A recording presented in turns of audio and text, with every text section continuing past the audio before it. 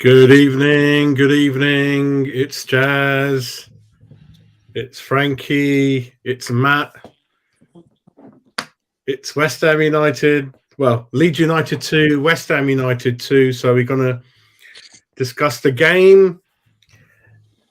And I've got a feeling this is going to be an interesting show because I might say a few things that are going to probably not agree with some people because I kind of knew what was going to happen in the game before and during and after. But I like the comments, though. I like the comments are balanced, and some of them on my side. I like that because I thought some of them might be like, better than before. We got a point, good start, look up, positive now. But you got some bit like me, which was I just thought, hang on, let me Ginger's in there, Ginger. You have to switch off your background, Andy. You're too loud. Andy will do it for him anyway. So before we get into the chat and I get my guests around, see what I'm thinking before, and you can shoot me down. Following football and stuff like that, I'm thinking in my head like usually the players, they've had enough and they want him out and they're going to do everything they can to get him out. That usually looks like running around, trying to do a few things and then not really getting nothing out of the game, and eventually the manager goes. And there's a lot of that in the game because there's no way that 4-0 as an example, right? My goodness, 3-4 times you can't finish like that. Like if it's not, you cannot be that bad. Like even when the rebound comes back to you, it's harder to miss, right? Things like that. And certainly is feisty, great atmosphere in the crowd from both fans, and I like that for a long time. Tackles going and flying, God, I haven't seen that in ages. I absolutely love that. It's proper heated game. But when it mattered in terms of quality, shooting, passing, when it mattered, it was rarely there in the game. And it looks like no one wanted to win it. I thought Leeds are going to win it even when we're 2-1 down. I told the kids they're going to win, and could have happened that way. It didn't. We had a few chances. They had a bit more. But what I'm trying to say is that big issues at West Ham still. That was really, really bad, I thought, from us in terms of a lot of things that happen. We'll go through it bit by bit. But we needed 3 points, really needed 3 points, not kind of one. And there's so many things there that I saw that not really impressed with any of it, going from the passing to shooting and things like that. So for me, it's another shit show, and the pain prolongs, carries on. And I still hold my. I still think the players ain't doing it. I deliberately still think the players are not playing. I'm just going to say it. You cannot. There's a lot of things I saw, and you notice, but that's up to me. And Frankie, take it away, mate. But my feelings are, I'm sorry, but I think the players are not playing deliberately, which I'm not going to have a go at them, whether it's up to them. I don't know. I just think you can't be that bad, mate. I don't know. I mean, at the end of the day, mate, Moyes has tried something new again. At least he's trying now. I will give him that. He is trying different things. He's trying to find something that is going to turn our fortunes around. Before he wasn't doing anything. So he's woken up at least. I'll give him that. But, mate, for me, the biggest thing that I took out of tonight, and this is going to sound... Kara, mate. Whoa. Well, I mean, a couple of weeks ago, we had the whole of West Ham social media telling us how Kara was the best player we'd signed in the window, and he was going to be Hammer of the Year. He's absolutely awful. Why our fans do that, why they just overhype players, I will never know. But for as bad as Kara was, Aguerd is a positive. So there was a positive in there. I thought Aguerd give us a bit of legs in the back line. I felt like he had made some really important challenges, and I do think Aguerd was okay. I know people are still knocking Souček. I've just seen in the comments someone knocking Souček. I think Souček was a typical Souček performance tonight.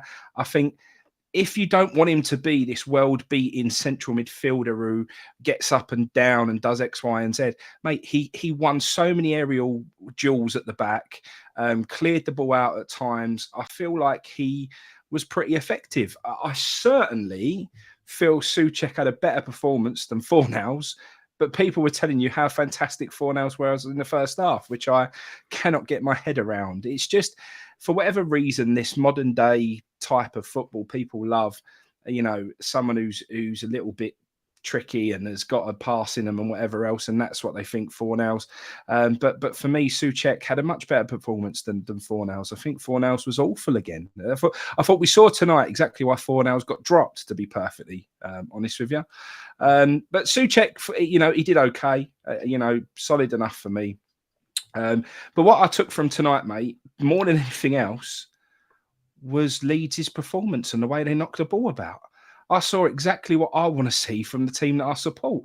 That they pass the ball around fantastically well, high energy, youthful players, so a team that you can believe in, a team that you think is only going to get better over the next coming years, a team that, as you know, these youngsters improve and get more experience, are going to, you know, have a chance of doing something. I thought Leeds knocked the ball around extremely well. I think they played brilliant football.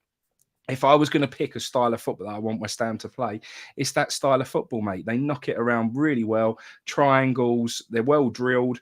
They run. They've got high energy.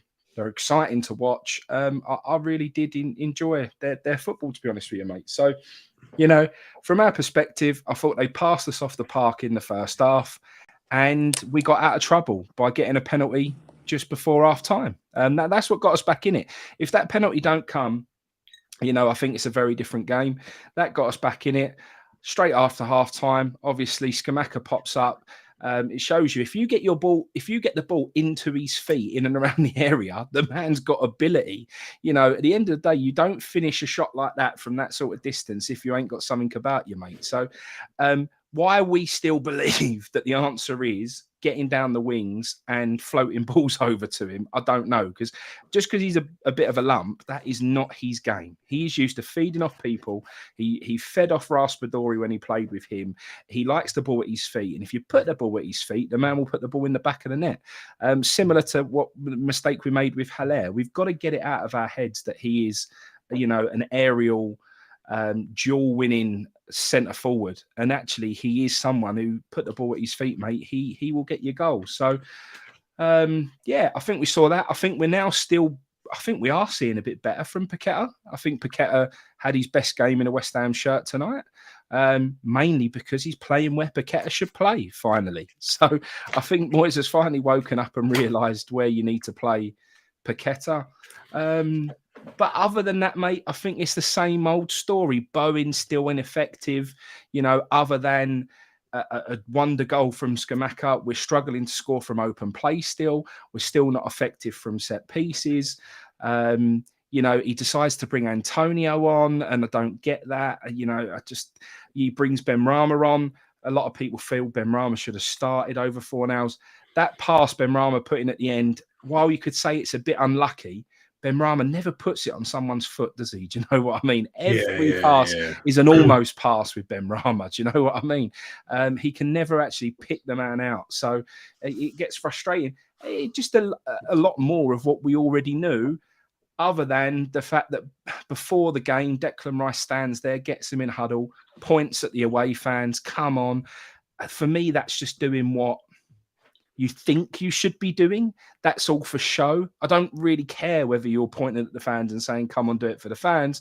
What I want to see is him do it on the pitch. And I don't think he was right at it again tonight. I don't think he was at his... No, Rice was average. You know what I mean? That first goal, Frankie, that guy went through 7-8 of our players, and Declan was one of them. And that can't happen, mate. And Bowen, he's all right in a couple of things to happen. Souček, yeah, Rice, not quite at it. Fornals, those 3-4 finishes, wow, that was like, can that be true? You know, what are you doing? Paqueta, I mean, yeah, first goal, yeah, he ran through our team 1-0 and then got the penalty, and don't know how the referee didn't see that in real time, but there you go. And then, yeah, but then obviously on the pitch, we haven't got Lanzini or Benrahma.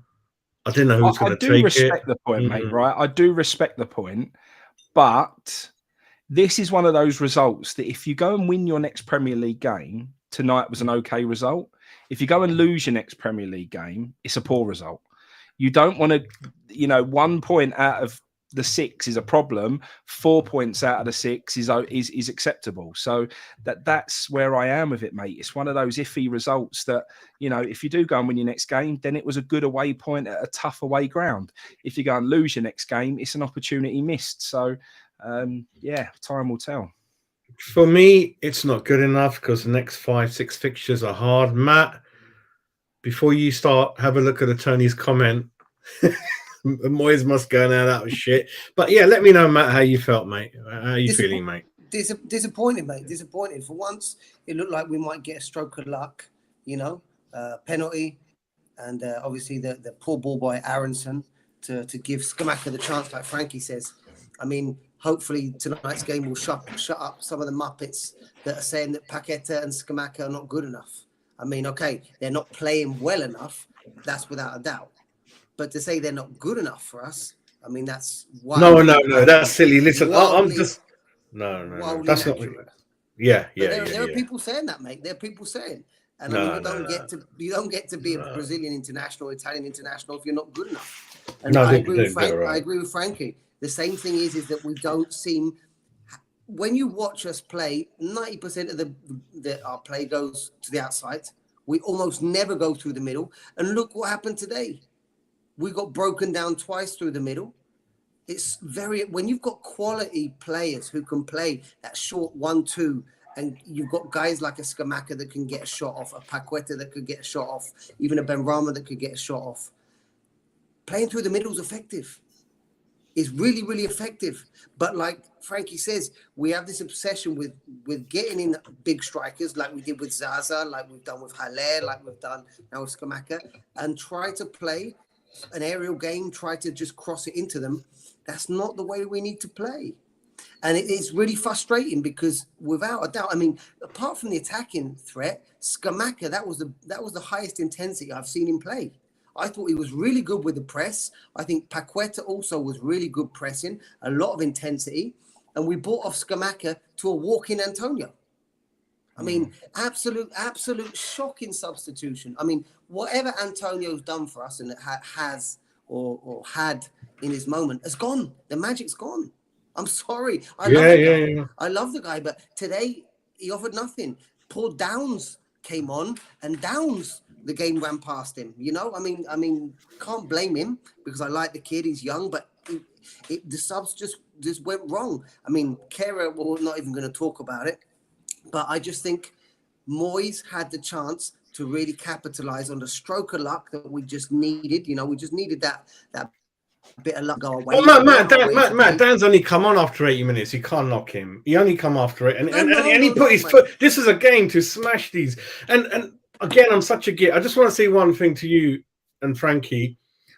We don't have that. What happened to Kafal? We'll talk about it later on, but we haven't got anyone on the pitch that would have stood up, Matt, and say, what the hell's going on here? And getting it. Arteta, we have a go at him. At least he stands up for his club. We were soft watching a guy whose leg nearly got taken off in 3 parts, and he didn't even get a booking because no one surrounded the referee. That's exactly right. Rice should have been screaming. As soon as that happened, Rice should have been over there. He should have been making a massive fuss. Moyes should have been there too. They should have made a massive meal of it and forced VAR to make a decision. Yeah. VAR had an easy decision to make because we're soft and naive once again. We just let the game go seriously, and I could see the crowd, Frankie, with the old lads, your dad's error, and that would have kicked off in the ground. I'm telling you, I like it. The Leeds West Ham at Ellen Road. I know the history there. Wow, you could feel it watching it, and I love that 1980s. But come on, mate, you gotta. Matt, we haven't got enough of those players, mate. But mate, even we know. Look at the amount. If you look at the top 5, top 6, look at the amount of tactical fouls they make. Pep Guardiola's Man City are wonderful with the tactical foul, even with Arteta with the tactical foul. We don't do that. We're far too naive on so many areas of the pitch. And unfortunately, these kind of errors cost us points. These kind of things that we're not playing to, because it's whether you like it or not, whether you say, it's not sportsmanship to do that kind of stuff. Who gives a shit? We're in a relegation battle. We need points. We need to toughen up. And like you guys have said, that's the moment where you get on top of the ref. How many VAR decisions have been made just from the fact that people have just gotten in the face of referees and screamed. And we're just like, all right, you're not going to give it. Well, let's get on with it. You know, and like I said, nothing against Downs. Like I said, mate, no, I'm absolutely nothing. I really do like. He put his foot in a couple of times. We needed him a bit earlier because it was all kicking off on the pitch, wasn't it? A little bit. Yeah, but the thing is, like you say, that's where Rice is. But like we've talked about before, realistically, Rice was given the captaincy for appeasement. You know what I mean? It was given to appease him, to keep him at the club, not because realistically he's the best person to be the captain, because it is showing game after game that maybe he can lead by example in terms of performances, but his leadership skills are not up to captaining in a team. And it's very different, you guys know, when you captain a team or a group of people that are successful on good form, because it's just, you know, keeping everything mulling over. But when the ship is sinking, it's much more difficult to be a captain and turn things around. And I think that's where he's being found out. And, you know, that's where we need someone else to step up and take over the reins, in my opinion. But that there, what you just said, rather than at the beginning of the game, getting everyone in a huddle and go, oh, there's the fans, we need to get up for it that is just for show. That's crap. I don't care about that. What you should have done is when someone's nearly taken your player's knee off and deserves to be getting sent off, you should be running at that ref and you should be screaming and kicking off and going mad and going, what's all this? And throwing it. And every other player should be over there and we should be in there. And Moyes should be screaming at the fourth official and going, what's that? Have a look at that. And force these people to make a decision. That because we're so naive with stuff like that, and because we've got a young captain who he hasn't been around long enough and experienced enough to know that that's how you've got to play the game. That's where we're coming unstuck a little bit at the moment, you know. Frankie, you got to answer this question, mate, from Richard. Yeah, I don't get it. I think he was brilliant aerially at the back. I think he was clearing up everything from an aerial perspective. Was he? So I tell you one thing he did do and all. Actually, Souček was someone who played the game well. If you see, as soon as he nearly scored, didn't he? He nearly scored. He nearly scored, but when the penalty was given and the ref pointed, Souček went running to the penalty spot and wanted to stand in front of the penalty spot so their players couldn't mess around with it and kick it like Liverpool do and all that sort of stuff. You know, that little bit of extra nous, it goes a long way. I know his footballing ability is crap. I know he can't pass a football. I know he struggles with all that kind of stuff, but he still gets up and down the pitch, and I still think he was okay, you know, for what he is. I'm not saying he had a brilliant performance, but I do think there was far worse out there tonight. And that's I have to call it how it is. You know, Kehrer had a worse game. I think Fortnell's had a worse game. I don't think Souček was anywhere near the worst player on the pitch tonight. I really don't. And not only that, but if he's giving that Paqueta that little bit of freedom and Rice that little bit of freedom, but also winning those aerial abilities, that free pairing in the middle could actually work out, you know. I mean, Richard, I love you, mate, but yeah, I agree with Frankie. I think Souček was better than Rice. Epic, I agree with your comments. I think he was okay. Just that goal thing's missing from him.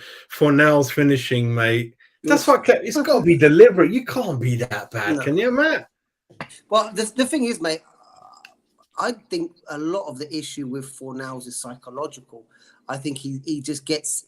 He's like a little puppy, you know. He gets so excited, and the moments that he gets in front of the goal, he either scores an absolute blinder, you know, with a left foot rocket into the bottom corner, or he absolutely fluffs it. And I just think he lacks that little bit of composure because maybe, you know, he's not got that natural finishing ability. He manages, you know, because of his push and his drive, gets himself into space and gets himself into good positions, but just doesn't have that composure. And that's something very difficult to work on, because you can work on the technical side in the training ground, but the pressure when you've got that situation, you know, when you're 1-0 down, or when you're in a tight situation, you know, when you're 0-0 or whatever, it's just difficult to replicate that on the training ground. So I think he's got the quality, mate. I just think that he just that half a second that he needs to get to the ball to position himself properly, or he just maybe sometimes it even looks like he changes his mind, because, you know, the classic error when you try and change your mind when you're about to strike the ball, that's when you end up making a lot of your mistakes. So, I mean, I love his energy, though. It was great to see him on the field again, because when he's with that energy, but where we want to go, do we need those workhorses? Because we've got a Bowen that runs his socks off and is ineffective. We've got a Fornals that run his socks off and up to some point was ineffective. We need more quality rather than effort at this moment, because that's what's going to change games. Before we go on, both of you got to answer my question, and I'm a git. I largely think they're not trying because of Moyes. So Matt, you take that first. I've watched football for a long time. I think it's a reasonable squad. We've got more than reasonable. I think they're not playing for Moyes. That's mine. Say whatever you want, Matt. I don't mind. Oh, respect your opinion, mate. I don't know if I'd go that far. You can see that the relationship's broken down. Definitely, in my opinion. You can see that there are cracks there. I think the situation is maybe the players don't understand Moyes' decisions because, you're taking off a Scamacca at 70 minutes. He's a fit 24-year-old international Italian striker. I mean, I don't understand the tactical decision behind it, but that's fair enough. But I just think that there's just, I think it's before we looked at the situation of the club as there was a couple of rotten apples in the barrel, you know what I mean? And that was kind of affecting the situation.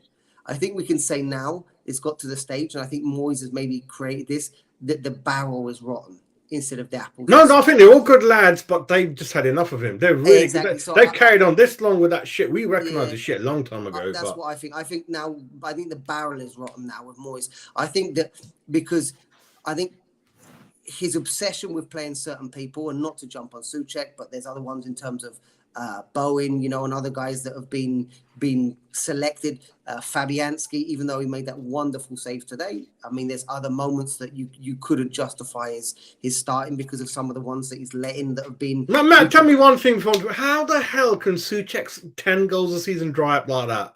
How can it just suddenly vanish like that? He's being played different, isn't he? Let's be honest. Is he? Yeah, it is. Yeah, it's. I agree with Frankie. It's tactical. A lot has been done to accommodate Rice, in my opinion. A lot has been done over the last couple of years. Saying that. Yeah, to accommodate Rice. I definitely think that.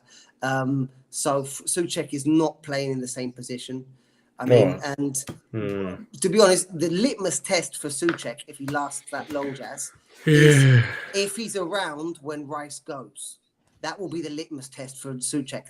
If Rice goes, let's say at the end of this season, and Souček stays, if Souček stays at the same level, it's a Souček problem.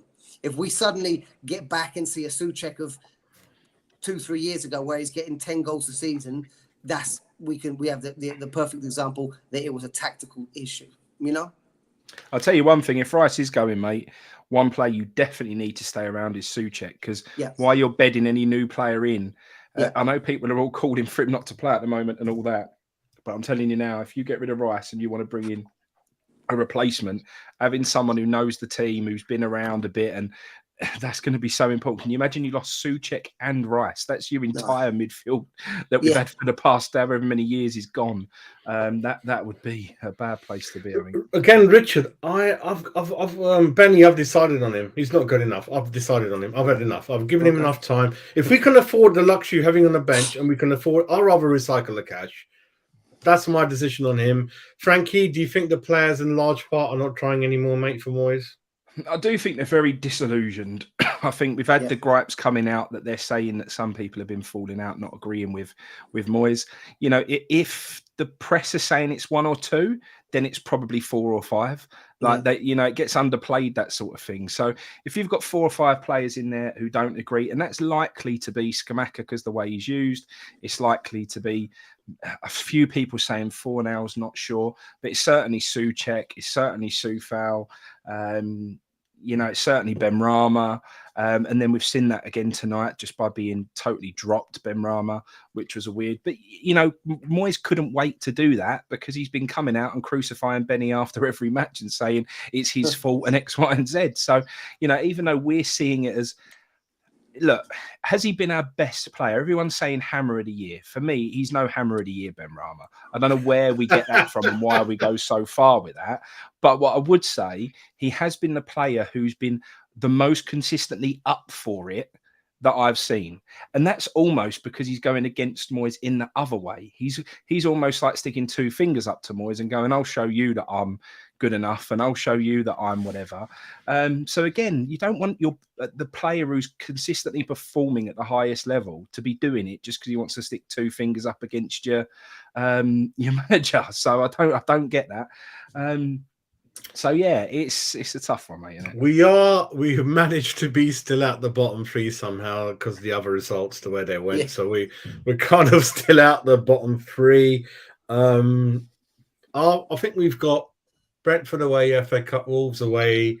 Then we've got the hard fixtures coming up, and again, yeah, we haven't got a Scooby of who's coming in. No rumours, nothing.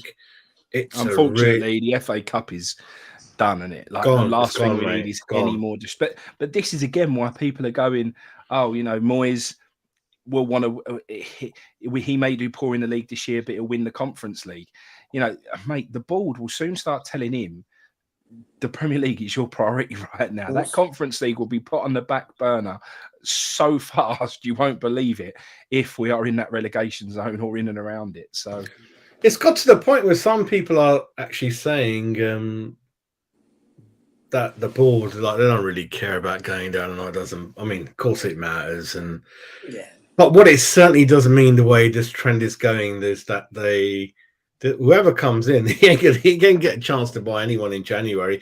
But then on the flip of that, Matt Moyes is saying, I don't want anyone. I'm happy. I don't want another striker. I'm cool. And Tony up front, 1 goal in 12 months, is it? Great. Well, I don't know if you saw his press conference, but he got asked about the January window again, and he made it very, very clear. Yeah. There is no money to spend. No, yeah. He's made that clear, mate. But not for him anyway.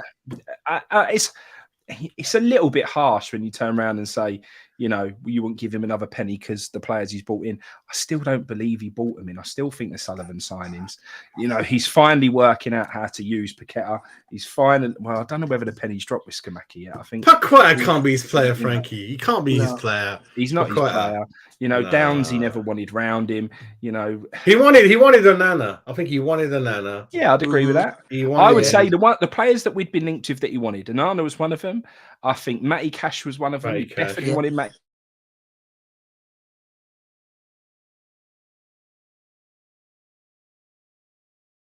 Contract. He wanted him. He wanted Kostic. Kostic, man. Yeah, but it was out of our league, to be honest. If going to Juventus, it's out of our league.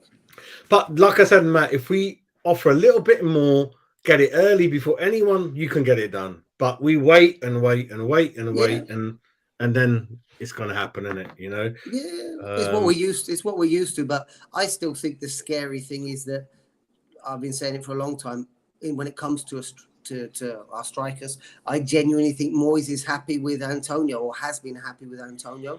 Yeah, for sure. I genuinely think he didn't want anyone else, and he reminds me of the stubbornness that lost Bielsa his job at Leeds when in the January transfer before he got fired, he was offered players and he turned around and said no, he was happy with the squad that he had, when it was obvious to everyone and their neighbour that they needed to reinforcements. And I think that's the situation that we have with Moyes. I think it's getting now that his stubbornness is now causing greater damage to the club. And so, like they say, no person is bigger than the club, and whether that's David Moyes and everything he's done for us. So what it's really causing, mate, is the fact that we don't even have a replacement as a captain if Declan Rice leaves. Creswell. Our planning for replacements in positions is non-existent. If Cresswell goes, who do you play there? So many positions on that part. You say if you take the player out, who are you going to play there? We've got no backups. We've got no competition for places. I can't remember what manager was it. Moyes or was the manager before that who turned around and said, "Oh, we've got 2 world-class players in every position now," which was lunacy because we've never even been close to that. I don't know if it's Pellegrini. Pellegrini's one before. It might have been Pellegrini, but we've just not planned well enough. The succession for each position and the players is non-existent. And who do you make captain next, mate? Because it's no one at West Ham currently. You've literally got to go out and buy yourself a captain. Well, that's a mad place to be. If Souček was still on form, you could suggest Souček. But he was the most likely. I agree. He's getting so much flack from the fans that I think you couldn't do it. Yeah, not right now. Not I agree with you. On his Hammer of the Year performance season, he would have been your man because he was a leader. He was a general. He put his head in there. He got cut head, cut nose. He was always laying his life on the line, and it was a good example. He ran his heart out. He probably was the most likely to be that man. But again, not vocal enough. Do you know what I mean? He's such a placid soft, really nice spoken. Yeah. Yeah, you see his interviews. Yeah. So he wouldn't have been. But yeah, I have no idea where. If you was to say now where are West Ham going to be in 2 years' time, well, it would be a completely different change of personnel, and you wouldn't have a clue where we're going to be. We literally have no. But the Leeds team, you look at that and you think that new striker who's out there tonight looks dangerous. Only going to get better. You know, you've got other players on that park where you just go, this is a young team that has got a chance of turning into a really, really good side. So yeah. I mean, things to look up shockingly. Yeah, we're 17th with 15 points. Crystal Palace are in 12th position, 1 game in hand. They are 7 points clear of us in 12th for the game in hand, ladies and gentlemen. And Leeds, we would have gone above. We would have gone above Leeds, even though they've played a game less than 2 points. So a win was minimum. I put it out on my thumbnail. I'm not interested in a point or anything like that. A win was what was needed. Mr. Mace, welcome, sir. You are consistent with your views like me, mate, which I like. But Jazz, I think Jazz today shows that if we can stick out, I know I said I think we can get 14th, 15th. I genuinely think we do. If we can stick it out with this 4-3-3, you know, centre back pairing of Zuma and Awed. Fullbacks we know are an absolute nightmare right now. I mean, we pissed money down the pan with Emerson and Kera, to be honest. But you know, we can stick in a midfield free, Rice, Paqueta. I'll put him in the right side in a free there with Fornals or Souček, and then Scamacca up front with Bowen and I don't know, Ben Rama or someone else on the left hand side. I mean, that 4-3-3 with a high press, strong, you know, aggressive press. I think we can get the results that we need. But the thing is that looking from last game to this game, Moyes' changes. We need to try and get this team and get some consistency. And what's that going to be? By sticking behind the team and sticking behind a formation and sticking behind just this philosophy. Because it looks like the thing when Moyes came in, he brought a clear philosophy, a clear identity to the club. And honestly, over the last 6 months, I think we've just lost our identity. You know, I think we just lost our identity as a team. It doesn't look like we share the same philosophy that we did when Moyes first came in. And I think that's why everyone, because whenever you've got this team, going back to leadership, you need a vision and a mission, you know, where we're going to go. This is how we want to play. This is where we go. And it just looks like either Moyes isn't getting that with the team, or like Frankie says, maybe people aren't buying into it anymore, you know? And, you know, and it, like I say, it could be 2 or 3 ones that are maybe 5 or 6. Matt, I can summarize it. The players have said to him when he came in, we're good, but let's push on, play better football, better play. He said, no, I love you. I'm not buying no one. I don't need anyone. We're going to carry on the way we are. And it's just come pure stubbornness, mate. That's why it's come. Every footballer wants to win, play good football, have good footballers. He just wants to just defend and be solid and not buy anyone and run people into the ground. And that's why it's kind of they got upset with each other, and it's hard modern day to do that kind of thing. So what I'm saying is the bottom 7 is a proper shit show, mate. They're all shit as each other. And yeah, we should stay up. But not because we're great, we're going to get the odd win. Like I kept telling everyone, we're going to stumble into a win every 7 games. You have to stumble into a win, which has nearly happened today. Well, we got a point. But from the next, I tell you what, we might beat Wolves. I don't know, out of any other game. We might. But then after that, mate, there's 4, 5, 6 losses again in a row. I can tell you that now. But even with that, it's so poor. We might. That's what's going to happen. And whether that's good enough for West Ham, the board, the fans, it's not good enough for me, and you're going to lose all the players, mate. That's what kind of. I mean, we're not going to. What you just said, mate. If you was playing football like Leeds and you was building for something, you know, everyone talks about these projects. It's nonsense with us. We have no project. But if you was like Leeds right now and you saw those youth, but you was, you know, 15th, 14th, you'd suffer it, because you'd be saying, well, I can see what we're building on. You know, we have got good things to come. I can see what the plan is. I can see what the ambition is here. I can see what we're trying to do. We're playing good football. We're just a little bit naive, a bit young and a bit immature at the moment. But that's not us. We're the oldest, or one of the oldest squads in the whole entire league. There is no project. There is no future plan. Like, this is it. This is what we've got. And it's really, really poor. So no, it isn't good enough. And it's really horrible to watch. Even tonight, you know, there was no real better footballing from a footballing perspective. I haven't sat there tonight and gone, cool, we got a draw there because we were so much better. Didn't we play much better football tonight? We didn't. You know, we stumbled our way into a penalty and Skamaka scored a dream goal. Other than that, I think they passed us off the park. Yeah, I thought we were going to lose 3-2, and I think Fabianski and Antonio cleared off the line, and one or two other things happened. And then even in 4-0, when it was easier to score, they kind of missed. This is the point what Alex was saying, that for the new manager, I think whenever he comes in, you got fixtures like Everton, well, not Everton, well, Newcastle, Chelsea, Tottenham coming up. It's a complete nightmare, really. But with the goal passing away, I don't. Well, it doesn't technically change anything, because I think even as early as tomorrow, the day after, his replacement will be there to make the decisions, whatever needs to be done. You could see that the two boys were with Sullivan, and there was a bunch of flowers on the seat. Gold would have been out. Noble was there next to this empty seat, looking very serious, suited and booted. What sporting director gets off the coach and marches in with the first team like he's the first team coach? I find it all very, very strange. And Moyes weren't having none of it. In his press conference, he literally was like, they asked him, is it good to have Noble back? Anyone would have been looking for any positive and been like, yeah, it's brilliant to have him back. What a guy he is. Moyes don't want him tarnishing what he thinks has been this fantastic job. So he was like, yeah, of course it's good to have him back, but, you know, he's learning a new job now.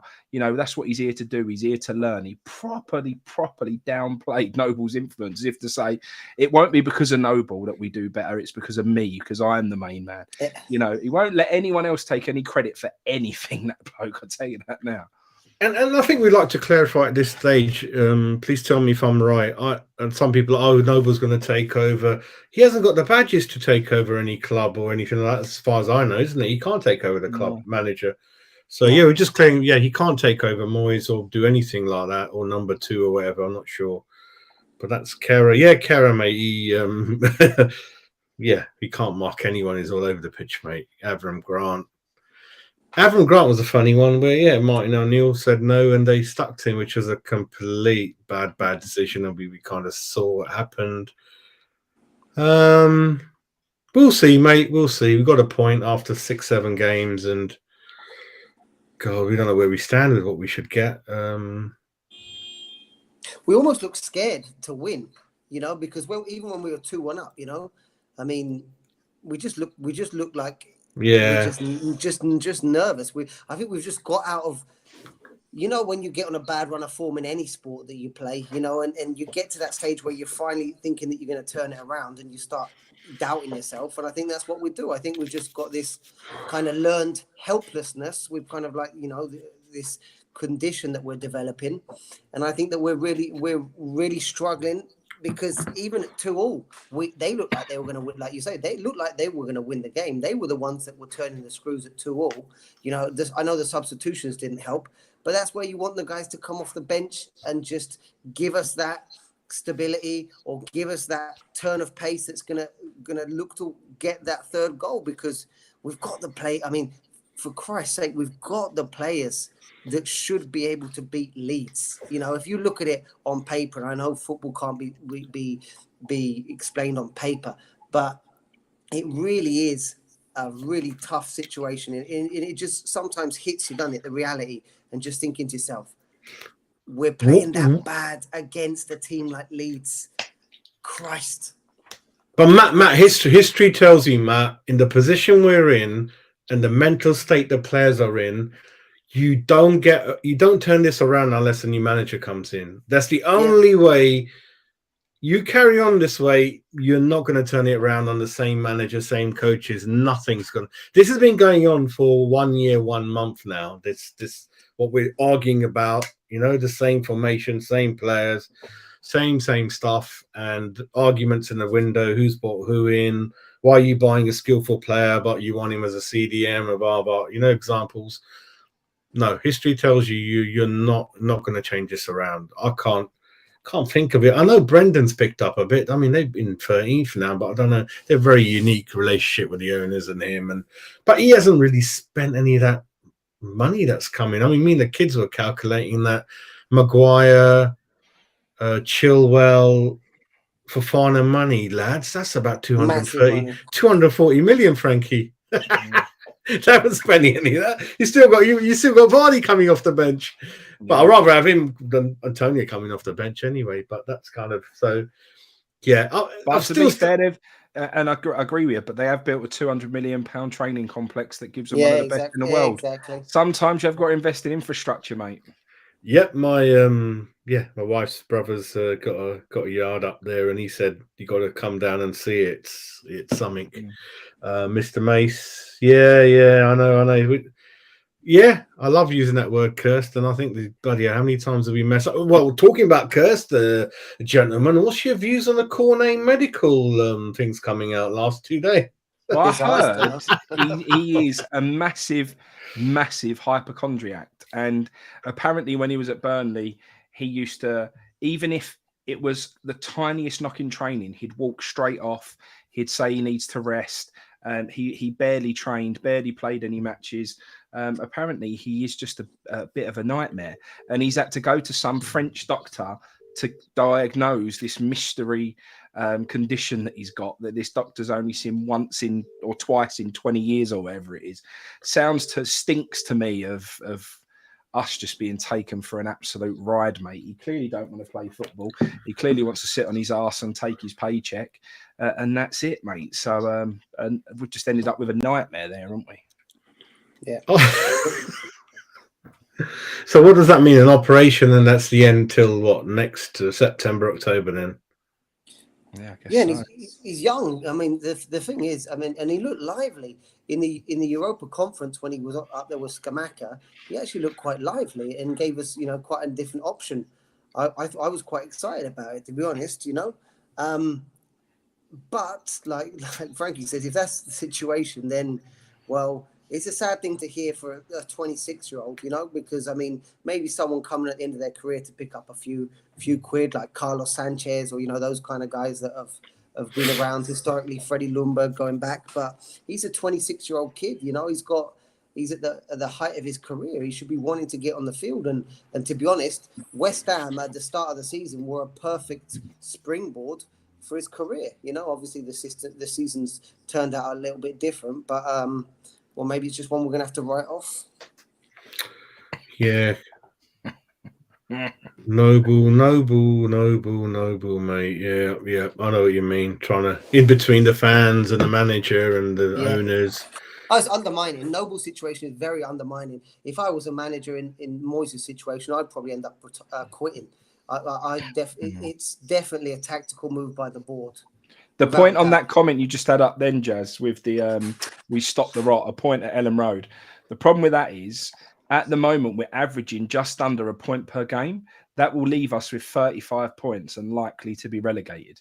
That's why it hasn't quite stopped the rot. We have to turn this just under a point per game situation around. We've got to start getting more points on the board. If we don't, especially with the run of games we've got coming up, we're going to be banging trouble. So it hasn't stopped anything at the moment. The win would have bucked the trend. The point doesn't do enough. Yeah, I think it's a really odd situation where it does look like some of the signings weren't perhaps his, but they still got enough trust in him that they've kept him in there, really. How you doing, Ginger? All right, mate? Yeah, not bad, thanks. Sorry, it was a bit noisy earlier. No, that's fine, mate. Yeah, let us know what you saw, what the atmosphere was like, what the people around you saying about. I think it's just another shit show, mate, but it's up. Yeah, let me know what you thought, mate. Yeah. Well, a lot of people around me were frustrated, to be fair, and I was surrounded by a lot of delusional Leeds fans as well. Oh, because obviously it's holiday makers everywhere here, and you've got a lot of Yorkshire people, Yorkshire lot, and it's mainly the women that was absolutely chatting shit that don't know what they're talking about. And I had a row with the woman in front of me. And every time West Ham missed an opportunity, she turned around and smiled at me, and I'm thinking, well, carry on. I'm gonna get But yeah, it was good banter. And obviously you got the locals, the Lanzarote Hammers, and they wasn't very quiet, if you know what I mean. They didn't really like what they saw. The lineup, obviously leaving Benny out, there was a lot of noise about that when the team lineups came out. The substitutions, obviously not bringing Benny on earlier. I'm back in a minute. 1 minute. Carry on. Right, mate. Yeah. Yeah, the substitution, some of the decisions, some of the Paqueta for me short passed a lot of passes.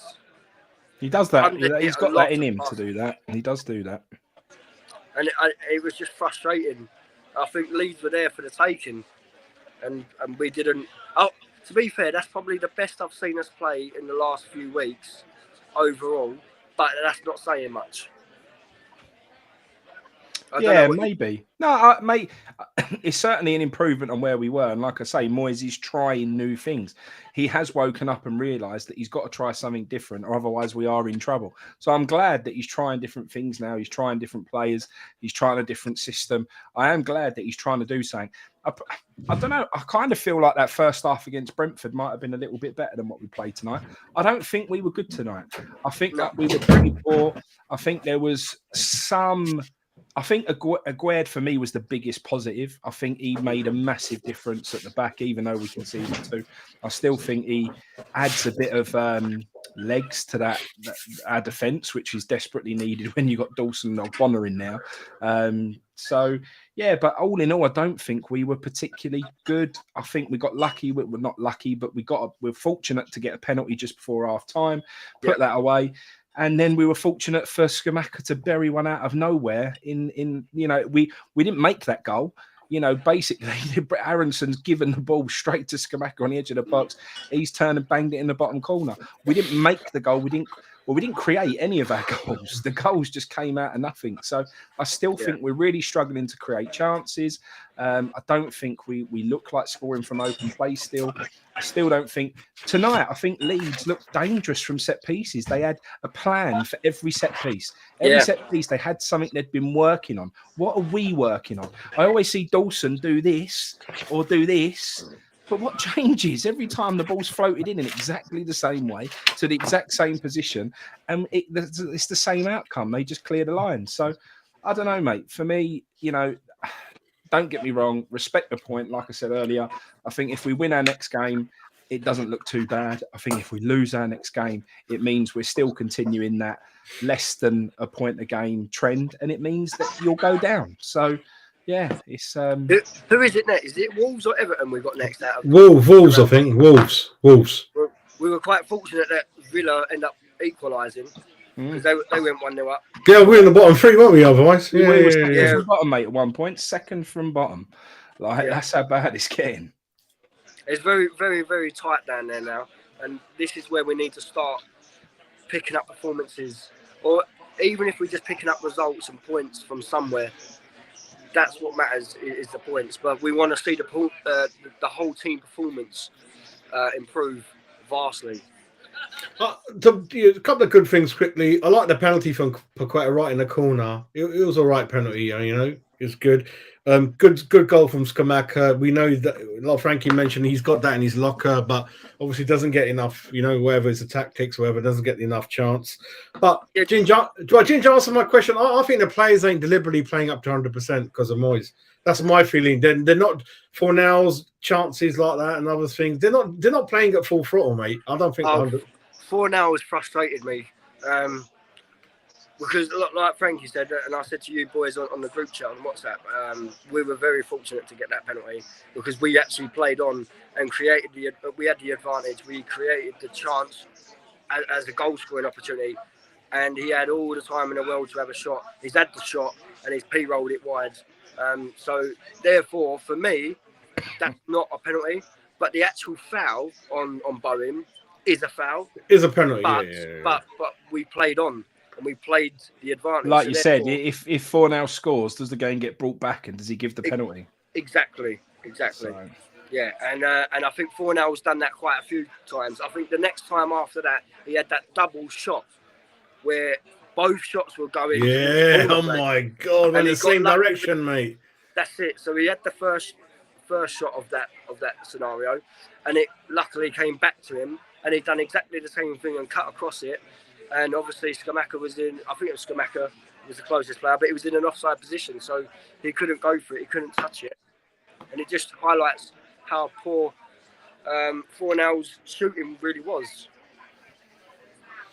Yeah, a good point, Mandy, that Emerson, he can't get in the team ahead of Cressy, but I'll rather flush my head down the toilet if you can't. But yeah, that's what I mean. I mean, if you add up the Kehrer, Emerson transfers together, lads, that's 23, 24 million. That's a lot of money, you know what I mean? You know, you could have done something else. In terms of at the bar, Ginger, what was it? How many West Ham fans were there? How many Leeds fans were there then, if you look at it? Mate, well, I'll just pan the camera around. This whole bar was packed. I'm down one end. Plus it goes further outside as well, and there was quite a few Leeds fans. There's quite a few Leeds fans sitting with us now. Still, we're drinking with a couple of Leeds fans. Ooh, but watch your back, mate. they're nice people down there, and but yeah, there was quite a few West Ham lot as well. But it was packed, and it was literally how I was told. As soon as you go in there, you're told where to sit, and you do as you're told. What's your feeling on the Kafal challenge on the touchline and no booking, nothing? Disgusting, absolutely disgusting. And this is one thing that I got into an argument with the Leeds lass that was sitting in front of me. Bloody hell, that would have kicked off ours there, mate. Whoa, carry on. Yeah. Don't get me wrong, I wanted to knock her out. She's lucky she's a woman. No, you can't do that. No. But the things she was saying, she was saying, oh, he's done it to him 10 minutes ago. Oh, shit, that's the channel ban now. Oh, shit. I said, I've done that same thing 10 minutes ago. I said, it's completely separate. It's completely different because... It's weird how people see things differently. It's mind-boggling, isn't it, mate? Like, obviously, it was the same two players involved. Kufal was involved when he shifted the Leeds player off the pitch. But he was on the ball. It's a man's game, but that's a little bit too far trying to take his leg off. That's a bit. Kufal got back at him twice. I love that. I know what he did a couple of times back at him, but he wasn't over the top. But what happened there? Where and the thing where was it Quitter? I think Quitter done an overhead kick to clear the ball. Luke Ayling is nowhere near it, and he ducks his head and then rolls down on the floor like he's been touched, and he doesn't even touch the ball. That was disgusting. Disgusting play. I hate things like that. Absolute cheat. My kids are saying that they like Rodrigo and they also like oh god, who's that sub that came on? Oh mate, Harrison, isn't it? Is it Harrison? Yeah, I said to the Leeds people that's sitting with us, I said, why are you not playing Jack Harrison? Exactly, we'll have him. Yeah. I think Harrison's mustard. And they were baffled as well to why Harrison wasn't starting, to be fair. Because he's another player that on his day, he's a danger to any sort of defence. Any of you lads know the Football Insider? Someone reckons Poch is incoming. I don't know what that is. Maybe website. Whoever it is, don't pay any attention to him because he's off his nut. Football's a funny old game, mate. Funny old game. Emerson, listen, mate, I don't know. He only got like 5-6 games in 3 years at Chelsea anyway, so bit of a weird signing. Kehrer was bad, wasn't he, Matt? Kehrer was all over the place, wasn't he, Matt? Kehrer is absolutely diabolical. I mean, the only thing good about Kehrer is that he's consistent, as in he's consistently bad wherever you play him. But another guy that I wanna say that was at fault, to be honest, in both goals, was not good in both goals, was Dawson today. Dawson was poor in both goals. Equally Rice. If you look at both goals, as a defensive midfielder in front of the back four, Rice was poor for both goals. Dawson in the first goal, There was around 4 guys around Ginotto there, the young Italian striker, and he broke off. No one checked their shoulder. No one covered, and Awed couldn't cover across because he had his own man. I think he had Rodrigo there. And there were 3 guys around him, including Soufal, including Dawson, and Rice was covering across. Dawson was poor in the second goal as well. He went across to cover the ball to intercept it. Now, because of his age, he was half a foot off. Didn't get it either and let them through. I mean, to be honest, we're desperate for Zuma to come back because Dawson, as much as I like him and I respect what he's done for the club in different moments, you know, we need that centre-back pairing of Awed and Zuma, and then see who we can adjust in the fullback positions to give us a bit more security and safety at the back. But it's a really, really difficult one. But if we don't have that centre-back pairing of Awed and Zuma, I think we're going to really struggle. I think so. But coming from that, Ginge, I mean, I forgot we got a point. We're all talking. Well, I feel like it's a defeat. I thought we needed 3 points, especially finding ourselves by hook or crook 2-1 up. And I thought Leeds will win it, even when we're 2-1 up. I thought we were going to lose it, but we could have got that way. But I've always said that Leeds are very dangerous because they score a lot of goals, but they concede a lot of goals. But because we have never looked like scoring in the past 5-6 plus games, I was thinking we're banging trouble here because our defence is shaky, especially if he plays the same back 4, which he nearly did, other than Kera coming in. The Leeds are direct, they're pacey, they've got a bit of flair, and I thought we could be banging trouble here. And when they went 1-0 up, I thought, oh, here we go. Yeah, but how do you also feel? A lot of people are saying in the chat that Scamacca should have stayed on and bring Antonio on and go for it 2 up front, you know? You've got the only goal scorer from open play in God knows how long that scored a goal, and you take him off. What is that going to do for his confidence, and 2, thinking of the club? Like, if I'm Scamacca and I've scored the goal to take us in front in the game, and you're bringing me off, I'm thinking, what the fuck am I doing here? You've paid 50 million for me. You're not playing me to my strengths. You're not playing me, or you're not building the team around me to play to my strengths. And I'll get you a goal, a snapshot, half chance. Quite lucky, like Frankie said. It was a misplaced pass from Leeds. We were very fortunate. But he has to take that. He has to take his chance, which he did. He took it very well. Good strike. And if I'm being taken off after doing that, I'd be fuming. Yeah. He's probably thinking, what the fuck am I going to do then? What am I to do to stay on for 90 minutes for my manager to believe in me after scoring a goal, especially? Well, he couldn't wait to do it though, could he? He couldn't wait to bring Antonio. No, that's it. Couldn't wait to do it. He's got his favourites. I mean, he used to do that to Ben Rama, didn't he? He used to do that to him when he. You knew his substitutions. Cresswell was going to forget the injury. Cresswell was going to come on anyway. He was always going to bring Cresswell on. He was always going to bring Antonio on. He was always going to do that change, and he was always going to bring Benny on. That was always going to be what he was going to do. You can read him like a book. It isn't the game in front of him as to why he made those changes. And mate, everybody seems to be blaming the loss on the fact that these changes were the wrong changes. So yeah, and it always is. His decisions have always been wrong, whether it's been a late substitution or whether it's been the wrong personnel.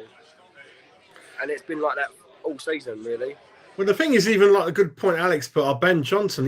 I'm not saying it's all Moyes' fault, but Ben Johnson. Hey, Ben Johnson don't want to be at the club. He don't even want to sign a new contract. You're all right turning around and saying he's a better player. He don't want to play for you. Yeah. He don't want to play for you. Don't play him. Do you know what I mean? Like, this is the point. You know, Ben Thingy was a liability tonight with regards to Dawson. You know, Dawson don't want to be here. He wants to go home. He's homesick. You can't keep forcing people to be around you. Do you know what I mean? If they don't want to be here, let them go, because you can't have a team full of people who don't want to play for you. Matt, Jerry's asking you a question, Matt. Mate, I'm absolutely starving. I'm starving, mate. I didn't notice what you're up to, but someone has. Yeah, mate. You know what? It's good. It's the boxing hands. 8 years of boxing gave me pretty sharp hands. So I was watching you. Is that one your glove? You had a glove on, didn't you, mate? You nutter. Oh, yeah. Well, this is a arthritis glove, unfortunately, but stuff in my face. Yeah, definitely. Bloody hell, mate. I'm definitely coming up to Mexico for the next World Cup. I'm told I'm definitely going for the next World Cup. And we're all hiring a car, going Vegas and all sorts, Ginge. Get ready, mate. Definitely. I'm going for that World Cup in the next 3-4 years' time, mate. It'll be a good one. Definitely.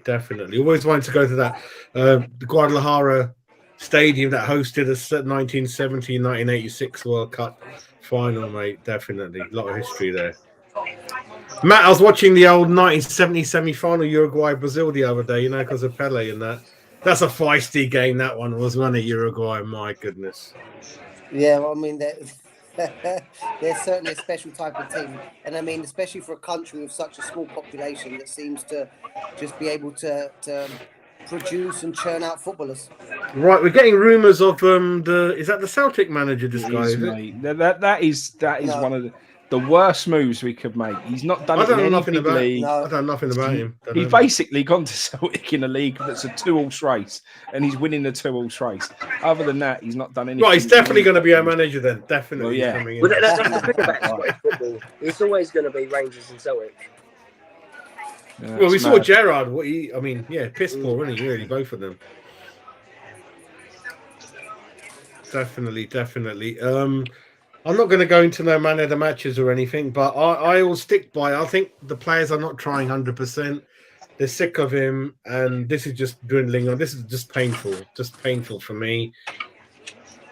I ain't got much to say, man. I'm not much excited about. It's a point. Wow, we're fourth from bottom. We were third from bottom during most of tonight, and now we're fourth from bottom. What is there to shout about, get excited about? Nothing for me. What I can think of is like wasteful chances and the way they scored the first goal, Ginge. He went through 7-8 of our players, Ginge, when Leeds first scored.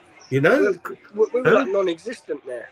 Rice even and that made me think that it is a known underworld thing. Ginge, when you want to get rid of them, you're not going to play. I think they're not playing, mate. They're not as bad as that. They're not playing, mate, as far as that.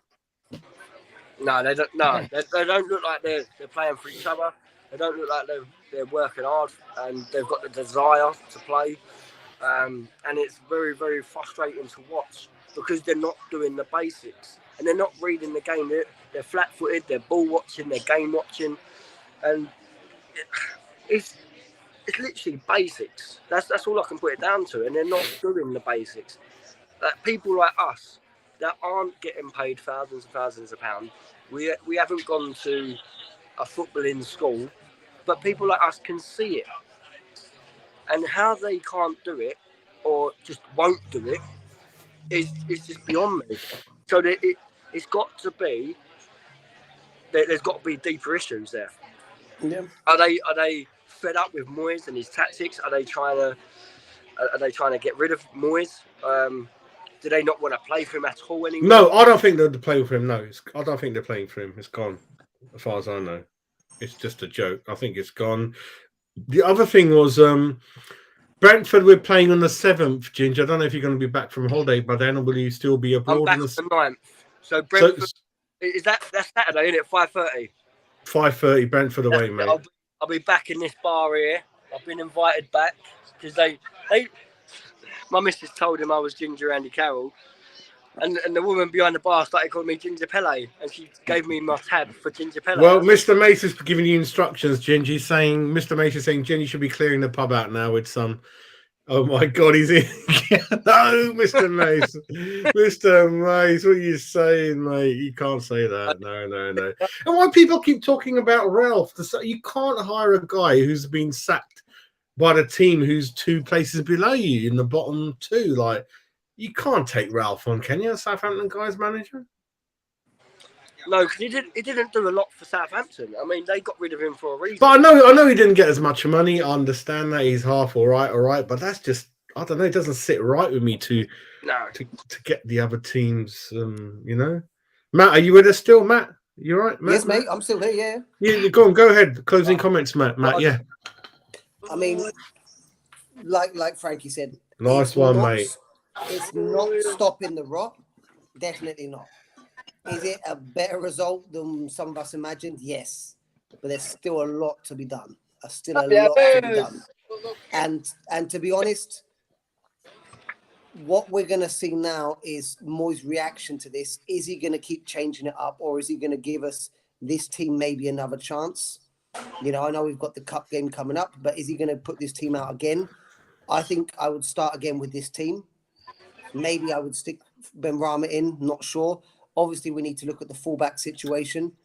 Is Cresswell good enough for this run-in? Does Ben Johnson want to play for us?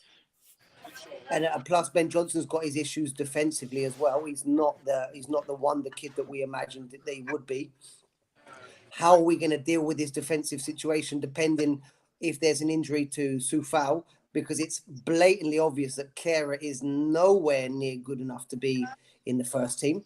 So we might be back to an old school pairing of Cresswell and Johnson.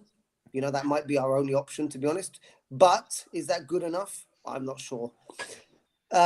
Realistically, would have taken that win today, but none of us believed it was going to happen because we just know us. The form's not with us. The luck's not with us. The confidence isn't there. But the next 6 games are crucial because we've got that wonderful mix of some easier games or games that we should pick up points. And then we've got those tougher games coming up. And I think the next 6 games are crucial for me. If we don't pick up at least 10 points over the next 6 games, which I think is a realistic target, not based on our form, but based on our necessities. I think if we can't pick up 10 points, I think it's going to start hitting to squeaky bum time. And if we don't pick up at least 6 points in the next 3 games, I think I would get rid of Moyes tonight. But I mean, the board, his position will become untenable, and they'll have to get rid of him and try and bring in someone as a stopgap just to see out the season, because getting relegated, despite what some of us might say of, oh, we can get rid of some of the bloated players and everything. No. Getting relegated would be an absolute unmitigated disaster for the club financially. And we have to avoid it at absolute all costs. We get relegated, I'm getting 3 season tickets again. I'm going straight away. But we can't, getting relegated will set us back 10 years. And I'll be with the 1966 boys, I think. I'll be at the front, mate. I'll be loving it. Before you go, Matt, Luis Enrique, any comments on that being linked with us, mate? I mean, if you're talking about Spanish managers, mate, I think I would prefer Marcelino. Marcelino is a very, very nifty manager, got a good record, you know, been with Bilbao, Valencia, Villarreal. The only issue is I don't know if he speaks English or not. And Marcelino is a really good manager. He's one of the guys I would prefer to bring in. Obviously not got experience in the Premier League, but he's one of those managers that's proven to turn teams around quickly and get his identity within the team very quick. When it comes to Luis Enrique, I don't know, mate. It's very different. I mean, his time at Barcelona was at a time when Barcelona had one of the best teams in the world quite easily, so you can't really judge him there. The advantage of being an international manager, like with his time in Spain, is that when you're an international manager, you're able to really make an impact in a very short period of time. So maybe he could come in and make a big impact alongside his reputation that he has. But realistically, he might bring back... The only good thing about bringing in Luis Enrique, mate, is that he would bring back that wonderful counter-attacking football that we've been known for. And he would definitely play us in a 4-3-3 that might favour our players. But to be honest, mate, I'd still throw all the money out there at Tuchel. Can't see it. No. Can't see it. But then when I hear about Poch only wants Champions League, there's 4 teams that go through to Champions League. He's not going to be the Man City manager. He's not going to be the Liverpool manager. You're not going to get Champions League just like you've got to get the next. That's why Conte ended up at Spurs. I think Conte done a big big mistake going there, but that's me anyway. But I don't believe in those comments. I think if you really sell a project to someone, give them a lot of money, which bloody hell, we spunked up 200 million anyway. I don't know how much more we got. Mr. Mace, I love what you're thinking, mate. I can't think of any English managers. It's not old fashioned, that's racist, Mr. Mace. You're nothing but a racist. Mr. Mace, I know what you know. He means a golden wonder, cheese and onion crisp. I know what you mean. Out with the Walkers, mate. You're making sense, mate. But there's not how many English managers are in the Premiership? I don't know, mate. Well, we got one of them. Well, sorry, well, kind of. Very few, mate. Very few. Lampard, Potter, Howe. Carrick would be nice. Chelsea fans have. Club. If he keeps doing well, it's well too early. But that's someone I wouldn't mind seeing back. Frankie, Chelsea fans have had enough of Potter, mate. I think he's on the way out. I think. Well, we knew that was coming, mate. It was too big a job for him. The point is, mate, when them big clubs, when you got big egos and. You have to be a manager that gains respect from the players because of what you've achieved in the game. That they'll look at him and go, "Who are you, mate? I don't know who you are. Well, who are you to tell me what to do when I've already achieved more in my career than you have?" You can't get away with stuff like that. That's why Man United was suffering for so long. So While Ginger gives us a whole tour of the pub, Mr. B's knees, you're right, mate. I was worried in pre-season, my son. I was definitely worried. And plus, English managers don't seem to do well at the top six, do they? Lampard, Tim Sherwood when he was at. Well, Tim Sherwood was the one that brought Harry Kane back into the fold, didn't he? That was his claim to fame, wasn't it? Yeah, Roy Hodgson when he was at Liverpool. I mean, English managers don't really do well at the top six. Oh, that's like a nice pint, Ginger. Nicely chilled, mate. Looks cool. Frankie ain't going to be happy with it. What you got, San Miguel? What is it? Australia. No, they've only got Strongbow, Estrella, and John Smith's. Is that it? Yeah, because a lot of time, like the bar, literally, they've got a lot of bottled stuff. Oh yeah, gotcha. Okay, bottled stuff. And I can't have John Smith's because that's my uncle. And I'm not having Strongbow because I'm a lager guy. You can't have a Strongbow without a brown bag around it, you naughty boy. Oh, yeah. It's either that or White Lightning, White Ace, all that sort of stuff. That's what it reminds me of. The other thing that surprises me is, mate, after 6-7 windows, there's so many issues in the team, mate. I mean, Trojan's saying left back. I'm saying everything, mate. Goalkeeper, left back, right back, centre mid, creativity. Mate, we need at least one player in every position. That's what we need. At least one player in every position. Again. It's madness, mate. Madness. Listen, we know the joke about Scottish people being a bit tight, money around the bar. But David, it's not your own money, mate. Jesus. Don't want anyone, Yeah. I'm beyond squeaky bum time. I have lost the passion a bit. I have to be honest with you, lads. I have lost it, mate. When we concede a goal, I just sit there. I don't swear like I used to and go nuts. And even when we score, it's really bad. I mean, you know what, Jazz? Are you losing the passion? Yeah. I was like this a few years ago. Yeah, I think just after the stadium. Yeah. But when a new manager comes in, I am going to be mad as ever again, hitting the roof, I'm going to the match. Yeah, I'm just waiting for Moisey to go. I really feel bad saying that. In a football club can just uplift anyone really.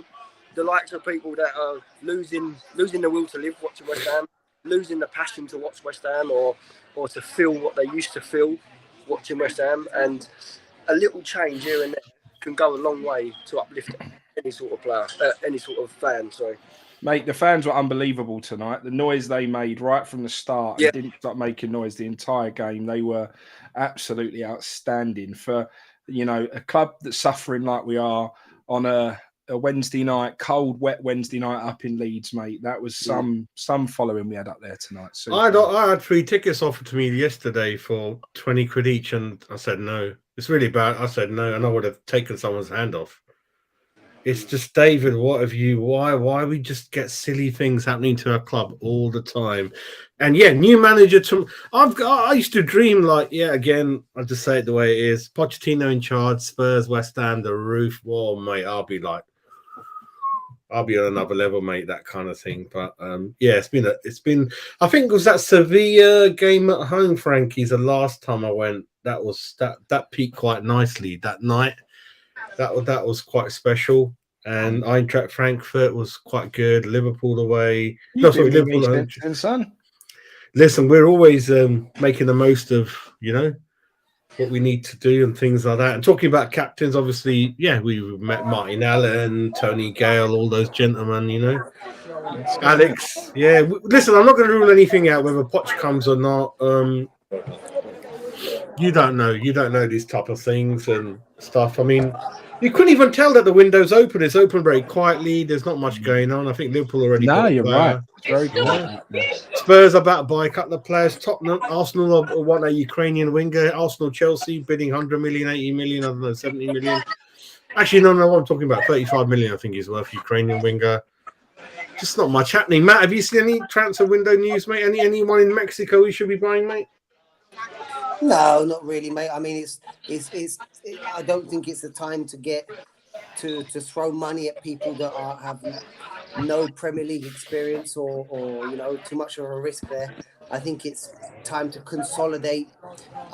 Like I said, mate, the only thing that I want to see in the transfer window is to stick a ton of money at the fullbacks.